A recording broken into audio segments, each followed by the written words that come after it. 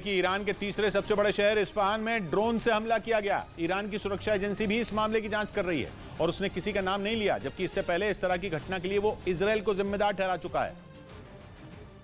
लेकिन ईरान के तीसरे सबसे बड़े शहर इस्फहान में हुए ड्रोन अटैक पर वो चुप है। ईरान की सुरक्षा एजेंसी ने जांच के बाद किसी का नाम लेने का फैसला किया, लेकिन उसकी शक की सुई तो इजरायल की ओर ही है, क्योंकि ईरान की राजधानी तेहरान से 350 किलोमीटर दूर इस्फहान शहर में जनवरी में भी ड्रोन अटैक हो चुका है। उस समय वहाँ की एक हथियारों की फैक्ट्री पर बमबारी हुई थी, जिसके बाद ईरान ने हमले का आरोप इजरायल पर लगाया था। लेकिन इस बार अब तक उसने इजरायल का नाम नहीं लिया। माना जा रहा है कि ईरान इस बार सबूतों के साथ इजरायल को कटघरे में खड़ा करना चाहता है, क्योंकि इजरायल ने सीरिया में उसकी नाक में दम कर रखा है। 2 दिन पहले ही उसने सीरिया के होम्स प्रांत पर अटैक किया था, जिसमें ईरान के 2 सलाहकारों की मौत हो गई थी, जिसके बाद ईरान जबान से जवाब देने के अलावा कुछ नहीं कर पाया था। इजरायल सीरिया में लगातार ईरान को पटकनी दे रहा है। वो धड़ल्ले से उसके ठिकानों को उड़ाकर चला जाता है और अटकलें लगी कि इस बार उसने ईरान के तीसरे बड़े शहर में घुसकर हमला किया और उसकी एक बड़ी इमारत को निशाना बनाया। हालांकि ईरान की सेना ने दावा किया कि हमले को फेल कर दिया गया, लेकिन अगर सच में इजरायल का ड्रोन वहां घुसा था तो ये अपने आप में बड़ी बात है, क्योंकि नेतन्याहू ने इस बार ईरान को उसके घर में घुसकर चुनौती दी।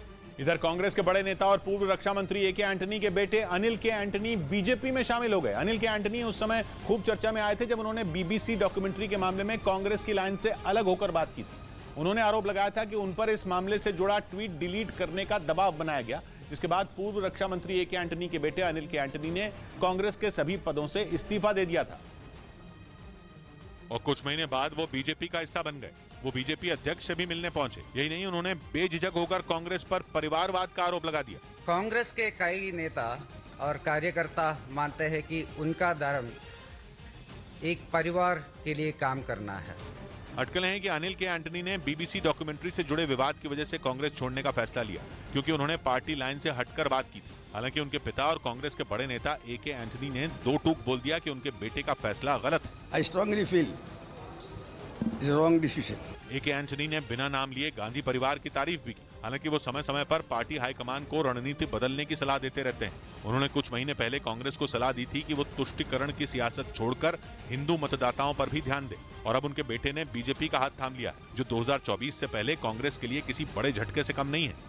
इस बीच कर्नाटक में श्रीपाल नाम के एक वकील ने चुनाव खत्म होने तक फिल्म एक्टर किच्चा सुदीप की फिल्मों और विज्ञापनों पर रोक लगाने की मांग कर दी। इसके लिए उन्होंने चुनाव आयोग को चिट्ठी भी लिखी, जिसमें यह दलील दी गई कि किच्चा सुदीप ने बीजेपी को समर्थन का ऐलान किया है और उसके बाद उनकी फिल्में और विज्ञापन वोटर को प्रभावित कर सकती हैं, जो आचार संहिता का उल्लंघन होगा। किच्चा सुदीप ने एक दिन पहले ही सीएम बसवराज मुंबई को अपने समर्थन और बीजेपी के लिए प्रचार करने का ऐलान किया था। उधर पश्चिमी मीडिया ने दावा किया कि पुतिन पर दबाव बनाने के लिए फ्रांस के राष्ट्रपति इमैनुअल मैक्रोन ने चीन के राष्ट्रपति शी जिनपिंग से मुलाकात की। एक रोज पहले मैक्रोन 3 दिन के दौरे पर चीन पहुंचे, जहां दोनों देशों के बीच कई कारोबारी समझौते होंगे। लेकिन बताया जा रहा है कि इस दौरे का मुख्य मुद्दा यूक्रेन जंग ही रहने वाला है। पश्चिमी मीडिया के मुताबिक इमैनुअल मैक्रोन शी जिनपिंग को मनाने पहुंचे हैं, ताकि वो जंग रोकने के लिए पुतिन पर दबाव बना सके। हालांकि पिछले महीने ही शी ने मॉस्को का दौरा किया था और उन्होंने पुतिन के सामने जंग खत्म करने के लिए पीस प्लान भी रखा था। लेकिन पश्चिमी मीडिया का दावा है कि पुतिन ने चीन के उस शांति समझौते को खारिज कर दिया था। और तो और शी जिनपिंग के चीन पहुंचते ही पुतिन ने बेलारूस में परमाणु हथियार रखने का ऐलान भी कर दिया था। और अब पश्चिमी मीडिया का दावा है कि रूस को रोकने के लिए इमैनुअल मैक्रोन चीन के दरवाजे पर पहुंचे, ताकि शी जिनपिंग के जरिए पुतिन पर दबाव बनाकर जंग को खत्म करवाया जा सके।